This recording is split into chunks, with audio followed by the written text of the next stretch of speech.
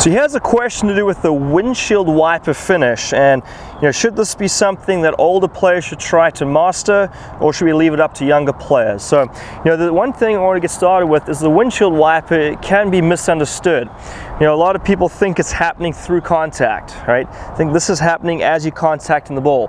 Now if I did that, it wouldn't really get real topspin the ball. The ball would actually spin this way with more of a frisbee spin, and also it severely will shorten your hitting zone. You may end up hitting balls in the net, you may be missing wide and hitting short. So really what's happening, if you look at the best players in the world, they do have a kind of finish like this, but the question is at what point does that happen?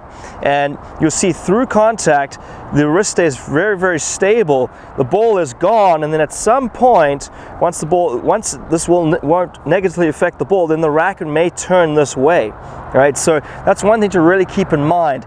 And whether or not to use this will depend greatly on your grip. So, if you're an older player and you grew up and we're taught with a continental grip or a very conventional grip close to like 2.5, you're not going to really be able to do this windshield wiper type finish. So if you have an Eastern grip and further over more towards a semi, then you can certainly finish a little bit more this way. But the key thing for you to remember is at what point does this happen?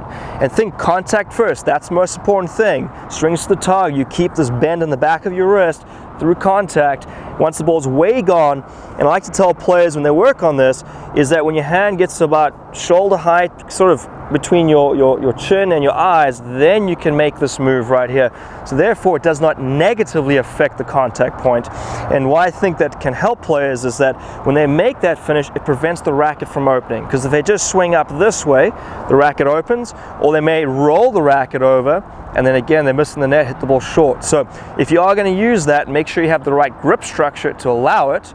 Make sure it doesn't negatively affect contact, and then once the ball's way gone and you've lifted from your shoulder, then you can make this move right at the end. So I hope that helps you.